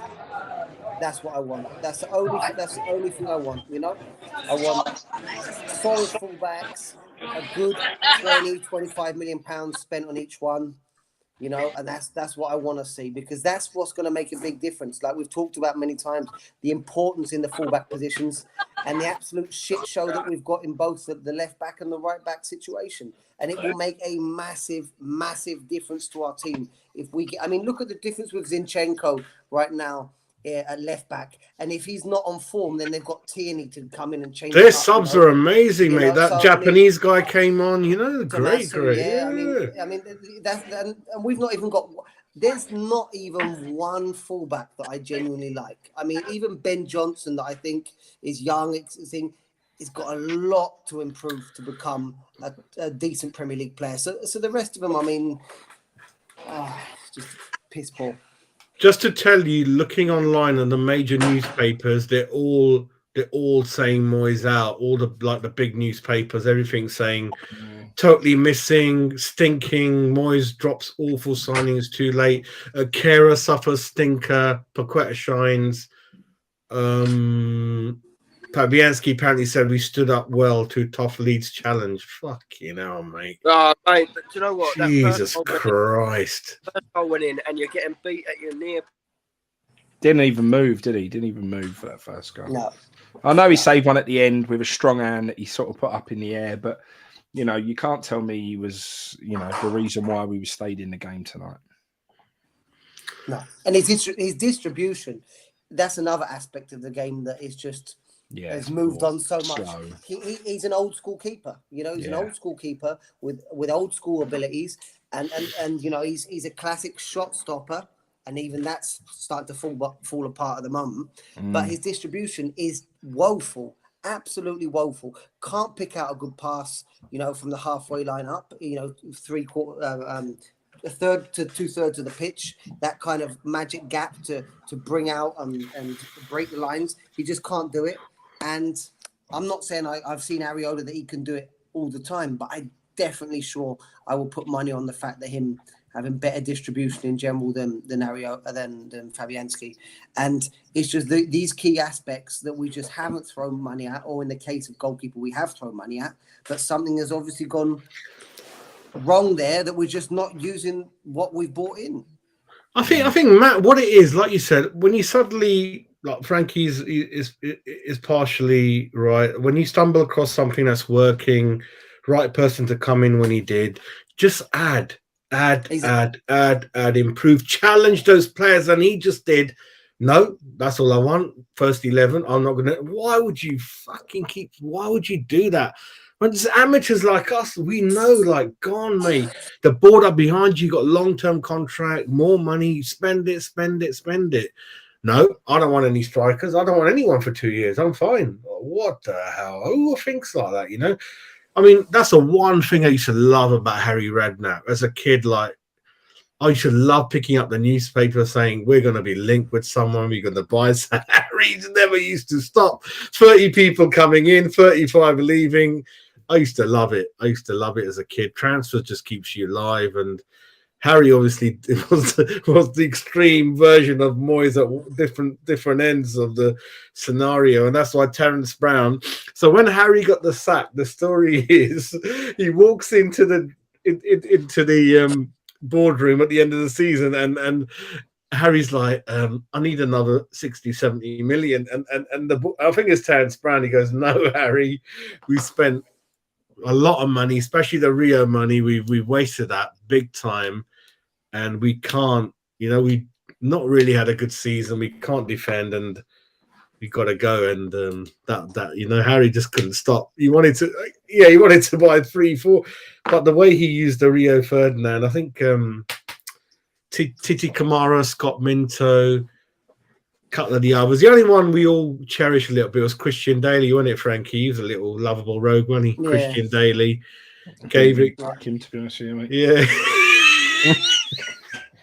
No, but he was the best of the bunch. That shows you how bad it was. Useless jock, mate, who didn't have a clue how to play football. He did get the goal though, didn't he? In the semi-final against Ipswich, he did get the goal. And the roof went through. Like, he hit him in the private parts, and then he got the rebound in. I'll give him that. But he it was a bit of that. When all they should have done was bought Gareth Southgate as a player, 6'7" Villa cap, to support him in. That would have helped a bit. And Charles is another one, the Elkie, wasn't it? That's good. Me buddy on about it. Yeah, in the car. he went to school in Canning Town, didn't he? Old Gary Charles went to school with a couple of people I know, and that kind of thing happened. But where we stand now, gentlemen, is I think the players that come in. Well, I think Paqueta's half decent. Cornet, I can't say anything now. I mean, what the hell's happened? Skamaka's half decent. And Aguero's half decent. Agard's half decent. Zuma injury, see how it holds up. But there's a lot of work to be done. But I think still a good job for a good manager to come in and, you know, promise him some money. If new owners come in, the good thing is when new owners come in is they are going to pump a bit of money in. Yeah. Obviously, there is that the club that will have to be paid for and that kind of thing. But the good thing, not good thing, I mean, gold passing away is bad, like for the family and everyone, but the daughters are not interested, Matt. They're going to come away from it. And that means decisions are going to make quick. Who's in, who's out? Let's sell it. Let's move on. Because definitely... March, mate. He's just come out, right, after the game. We lack confidence, belief and commitment. That's from the Leeds manager. Lacking confidence, belief and commitment. Mate, I didn't see any lack of commitment from them tonight. I thought they didn't stop running all over the park, mate. I'm shocked he's come out and said that. No, Leeds had a plan. You kind of knew what Leeds are trying to do with us, because it's still in my mind that we're trying to not quite do what we should do. I think we're still trying to lose the game as best as we could, trying to fluff up chances as best as we could. And if we didn't get that penalty, yeah, we would have lost 2-1. It goes on and on, mate, and it's going to be interesting. I tell you what's so interesting who's going to come in as the next manager, because none of us have got a clue. That's going to be so interesting for me. Who's going to come in and where are we going to go with this? But whatever happens, I think, do you lads agree that Rice is on the way out in the summer? Is that the end, do you think? Or Yeah, especially as Calvin Phillips leaving Leeds, you know. I don't want him now. If he's flopped to City, I don't want him now. I don't know what you guys think. But what I mean, sorry, Jazz, what I mean, mate, is that now that Calvin Phillips left Leeds, I mean, even though maybe Man City are not top of the league, you know, but we never know how it's going to finish. But I mean, Rice is going to see the grass looks green on the other side. You know, he sees, well, Phillips was a legend at Leeds. He's a local boy and he's left. So, and I mean, the Leeds fans still say good things about him. So they're probably going to turn around and say, you know what? He's going to turn around and say, you know what? If I leave now, it's probably better that he leaves now than another season, and you know things start to get more worse, because things have got really toxic on social media. Even Rice is now replying to people, isn't he? You know, that's not a good sign that Rice is out there replying to people. Did something happen between him and Moose? I don't know. The little. I don't know who it was, but someone else gave him. Moose got involved with something as usual. Moose is stupid. I didn't see that, but I did see Rice replying to the bloke who commented saying about, you know, Rice hands up in the air and all that. And again, mate, you know, these are social media accounts. Why are you bothered? Why are you even sitting there looking? Why are you wasting your energy at looking at social media accounts, mate? The guy's mad. Do you know what it is, Frankie? What I mean, there used to be some information for the club. Have got people. They watch every channel, every newspaper. They've got people watching what we're saying and feeding back and that kind of thing. They don't miss a bloody thing, mate. Mr. Mason's got a message up for you, Frankie. No, I'm actually just flicking through the tweets, mate. I'm just having a look at, you know, we did it before where we sort of put up some of the most liked and some of the tweets that had the biggest reaction, just to sort of get people's opinion on the channel, mate. So I was just flicking through and looking if there was any I could dig out and sort of have a conversation about. One of them was basically that, you know, Rice is the captain, he's the whatever, but Fornals is the heartbeat, and West Ham play so much better when Fornals plays. What do you make of that, mate? It's too much to take in, Frankie. What, the fact that Fornals is the heartbeat of the team? Either you think he makes us tick or you don't. I fucking have a heart attack. That's one. I'm talking about tickers, mate. But no. But I do believe I will stick to my feeling that they are not bad as what we've been seeing. They are running around half-heartedly, half not, and trying to draw or lose a game. I think it happens. We're silly if we don't believe in that, and that's my feeling. That the players are deliberately not trying as the way they should. We would have smashed that game tonight, Frankie. I was thinking the chances. I mean, someone else could have got a hat trick on his own, as an example, and a couple of other things we had. I know we cleared the good chances they had, but I think he would have had enough to just get over the line, I think. Especially the first goal Leeds scored. You can't walk through 7-8, and Rice especially doesn't put a foot in. No, that don't happen. No one did, mate. And no one checked their shoulder, which is fucking irritating, because it's checking your shoulder is one of the fundamentals as a defender, especially in that area. You know, that quick glance over your shoulder to see where your guy is. And just sloppy, absolutely sloppy defending.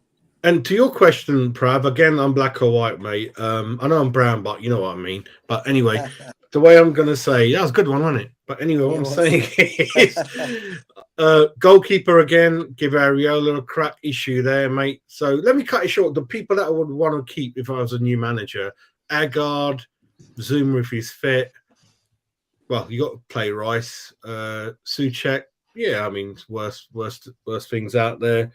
I still think Bowen's all right. Paqueta, Scamacca. The issue with me is Paqueta, you got to give him a different role, or just tell him to just be that number 10, Modric, if he can. Don't want you running around defending. Just go up there. We give you the ball when we can.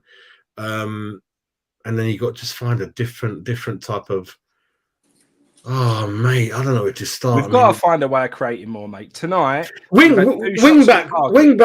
Frankie, wing backs will provide that width for you and go up there and give you. I think they'll help. But they cost more, mate. That's the problem. But they cost 20-30, and but with them, like I say, you can do 4-2-3-1, 3-5-2.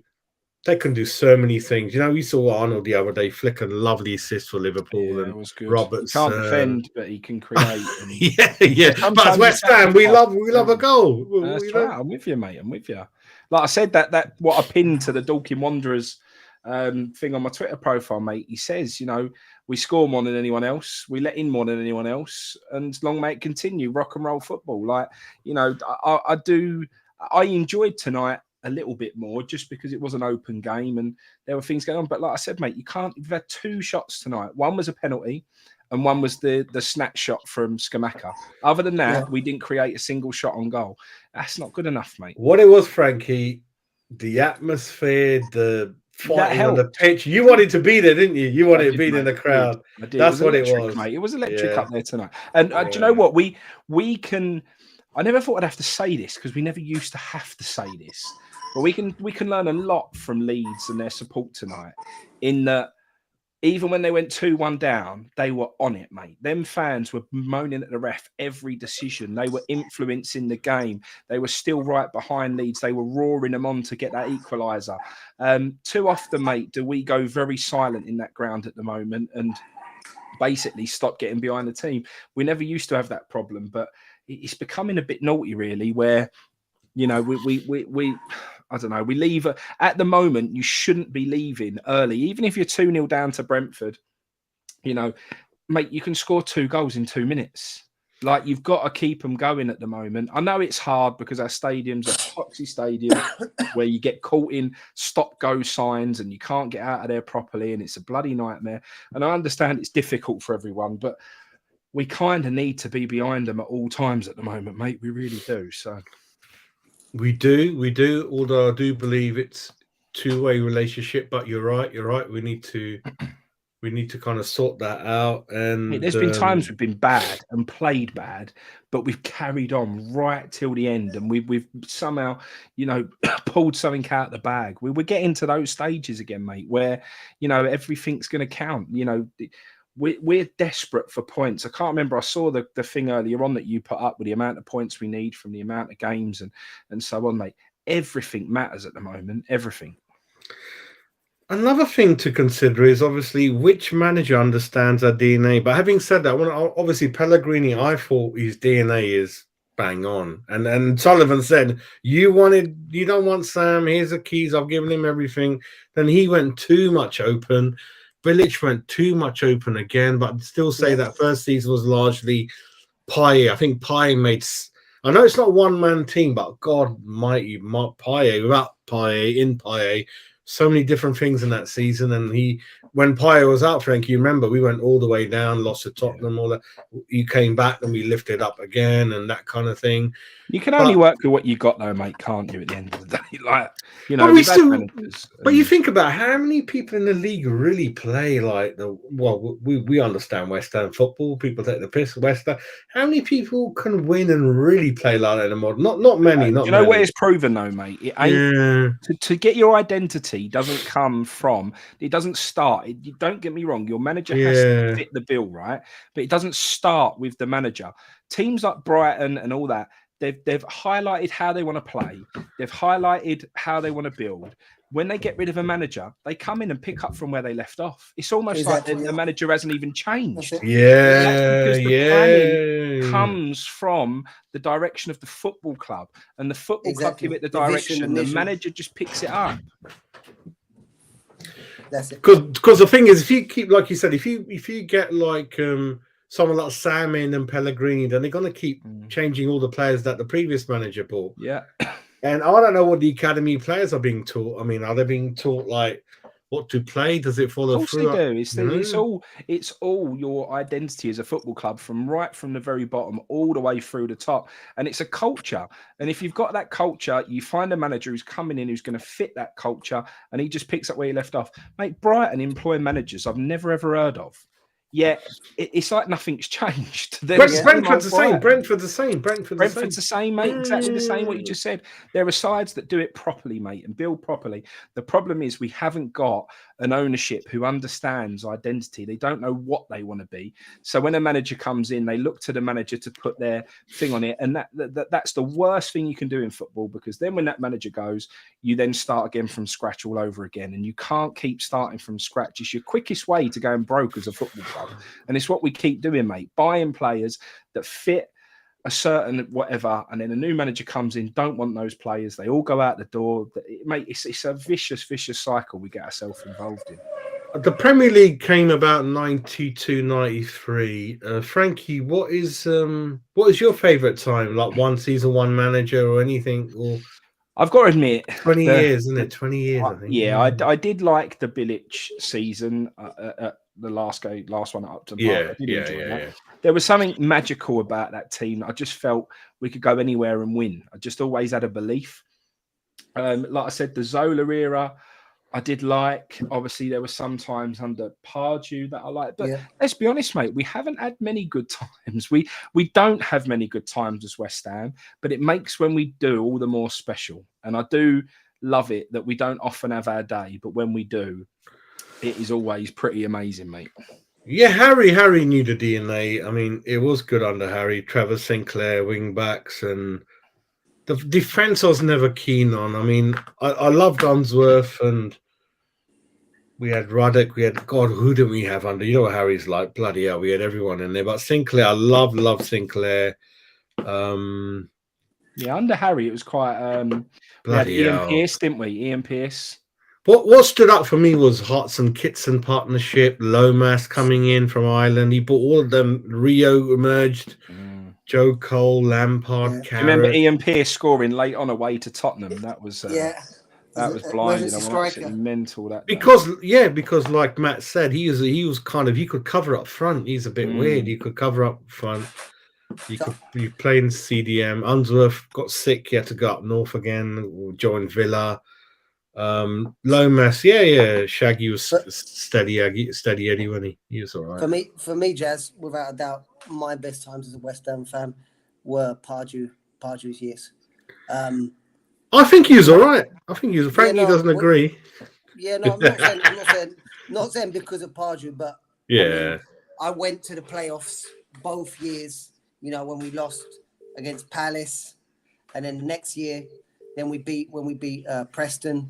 And then the following year, when we went again for the FA Cup against Liverpool, you know, so we had three big cup games in a row, which were fantastic. I mean, I know it was the playoffs, the first two.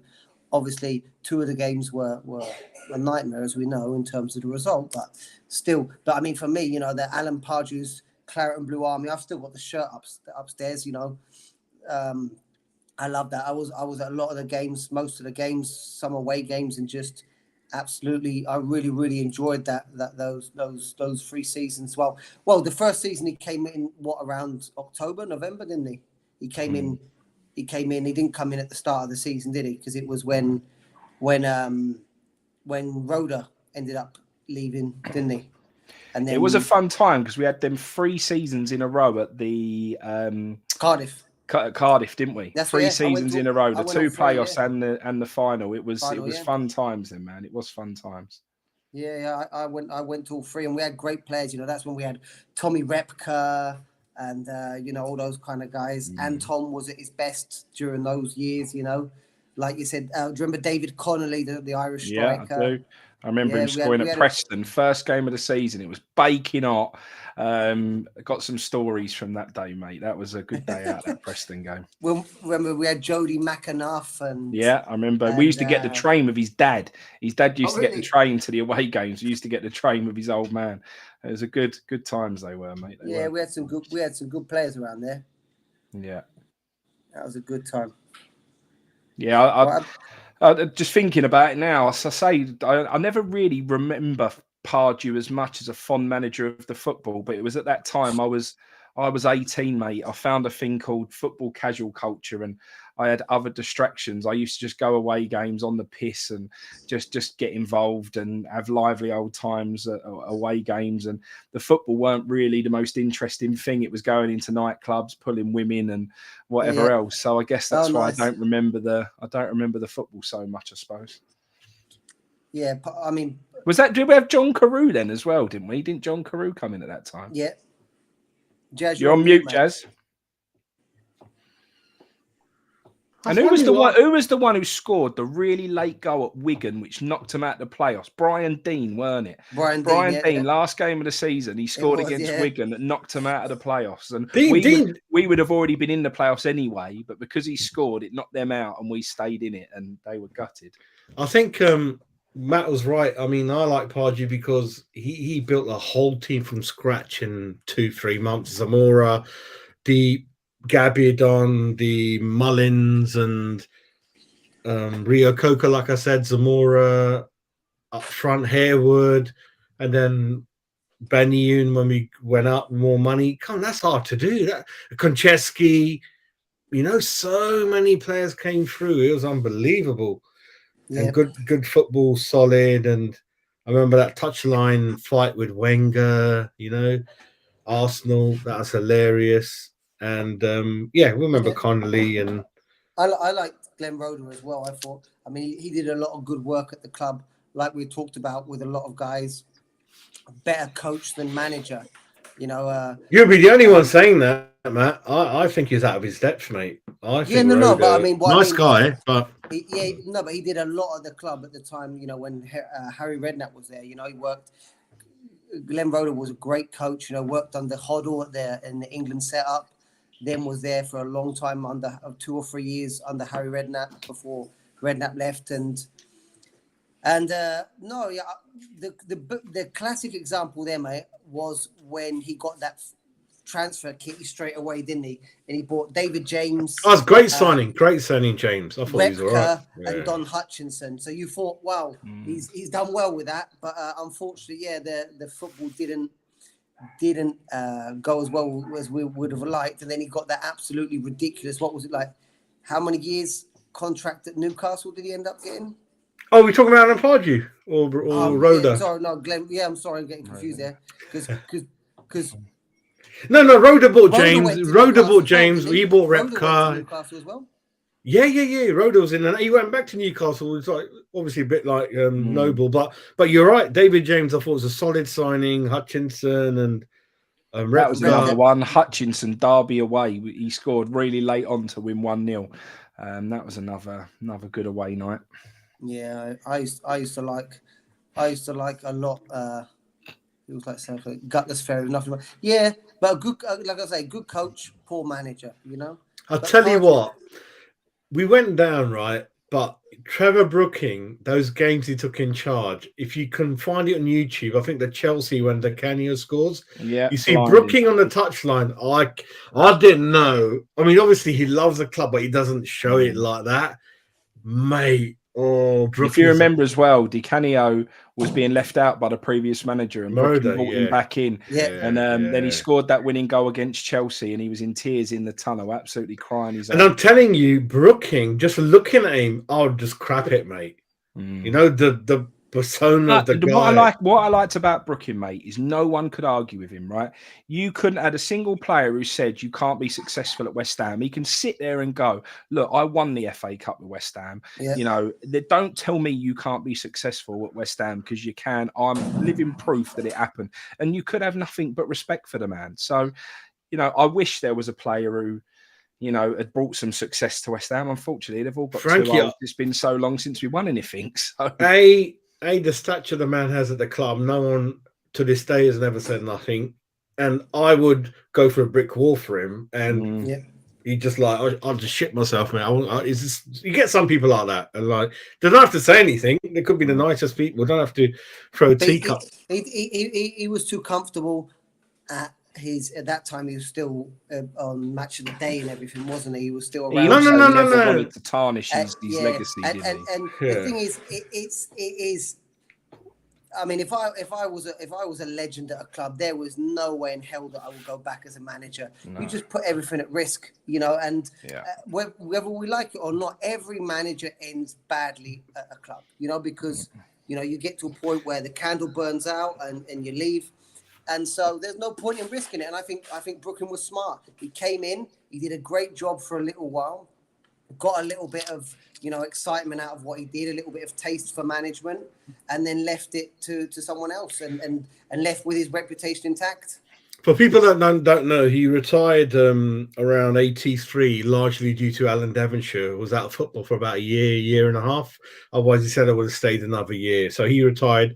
And again, like Frank Lampard, good education, a lot of business already, started up those lads while they were playing. Lampard Senior had a very successful logistics lorry business, which I think he's still probably got to this day. They run lots of pubs and other stuff. So some players, not every player bought a pub and then blew it all in a year. Some people are. Francis Lee, Frank, you might not know, before we ever knew how to spell recycling, millionaire in the mid-80s for recycling. Francis Lee, Man City's forward. So a lot of players. Yeah. Well, Gary Neville now, mate, he's got a massive business with Gary Neville. Yeah. A lot of people done a lot of great things like that. But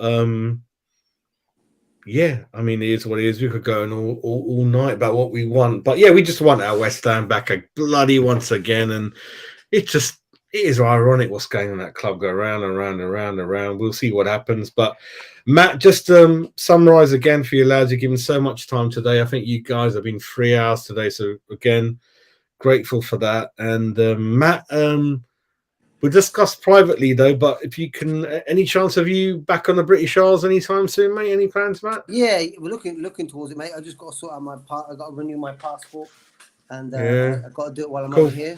So hopefully soon, mate. Yeah, definitely. Yeah, give me a buzz. We'll link up, look after you, mate. Yeah, we'll have a good time. We'll have a good time. And final comments from you in terms of where we're going next 1 or 2 months with the club manager and where we're going to finish. I think Frankie made a great point earlier. In that this point is massive if we win the next game. You know, if we win the next game, I think this is a great point. If we lose this, I think it's a shocking result, and I think that's summarising what you said, Frankie. Excuse me if I got your interpretation wrong, but that's what I got from you. Yeah. Because if we do win the next game after drawing this, you'll take it away and you'll say, you know what, that was okay. We put a building block in for the next game. But if we end up losing the next game after dropping the points today, I mean, there's no justification for the performance for the result today, because you know the performance, whatever way, like we've talked about here, not to repeat it again, it was a poor performance. I mean, absolutely no threat up front, absolutely toothless and very, very reactive. So, you know. Before we move to Frankie, we know we're talking about Everton. You know the bad situation there. It's one goal is separating West Ham and Everton. One goal. So if Everton fans online, I've been reading the comments because somehow they've been coming online while I've been pissing about. They are like, I cannot believe what's going on. Like in history, they're like, well, this is the lowest point ever, because them and Arsenal, I think, have never gone down from the league. That's right, yeah. Right. So if they're Everton at bottom, one goal, that just tells you. And then over to you, Frankie, to finalise, mate. Yeah. Yeah, I mean, for me, mate, I know people are trying to be positive. I know people are trying to look for pluses in performances and improvements. The problem is, mate, we're getting to the stage where it's too little, too late. At the end of the day, Moyes has had this, you know, he's done okay in the first half against Brentford, still come unstuck, game gone. You know, he's played a bit better today against Leeds, got himself in front, still give the game away, end up being a draw. You know, at the end of the day, we've then got this Wolves and Everton. So he's got 2 more games where, okay, he's had his 2 games of, we need a bit of improvement now. Now we basically need 6 points from those 2 games, because the running after that with Newcastle, Chelsea and Tottenham is really, really, really tough. So he basically needs to win both of these next games just for us to try and have any chance of staying in this league. If he doesn't, and then we go into that run of games with the tougher teams and we don't pick up any points, we're going to get caught adrift. Mate, everyone was laughing at Jesse Lingard. Well, Lingard is looking back at us right now, a couple of places above us in the league. And, you know, he's going to be sort of taking it as who's laughing now. So, you know, it's not over yet. You know, there's still a long way to go. But it closes out so fast. All these people who are trying to, you know, give him a bit more time and see these positive changes and picking up on these tiny little pluses, you know, they're not enough. We need something bigger. We need points. We need points on the board ASAP, or otherwise, mate, we're not going to make it, because on the current run of points per game ratio that we're getting, we get relegated. So something has to change, and it has to change very, very soon. So, you know, fingers crossed, onward to the next one. Brentford, it's a write-off, mate. I'm not going to be paying any attention to it whatsoever. A cup run does no use for us whatsoever right now. You know, and then on to what's important, which is picking up points against Wolves, mate. Yeah, well put, mate. I think we missed a trick in the Carabao Cup. Totally missed a trick in that. We could have gone far in that if you look at the draw. FA Cup as a kid, oh my God. I can't explain to you how much I used to love even the third round, every match, even a non-league first round, everything used to be brilliant. Yeah, we'll see what happens. But yeah, that competition's kind of lost a little bit or its importance with the modern fans. But what other club where you would finish top 7 and then get relegation trouble? Only West Ham, and the same manager as well, couldn't make it up. Not sure if it's happened before, but for me, David has to go. I don't know when. It's shocking me how long it's carried on for. Those players are half decent. I'm pretty confident that they're not as bad as what we've seen. They just decided they're not going to fully play for him, and that's the end of that. And 1 point from 6-7 games, and then you've got hard games coming up. Yeah, it's going to be close, lads. It's going to be close. But when you look at it, yeah. I mean, we won. We would have caught up with Leicester, Leeds, Forest, Bournemouth. But slowly, the eye-opener is that, lads, 12th, Palace. Game in hand, they are 7 ahead of us. So if you're thinking of top 10 finish or anything like that, it's going to not quite going to happen. Yeah, let's just keep watching every day. It's like a soap opera at a club, and it's all. And for me, it's just about who's the new manager and do we stay up or not.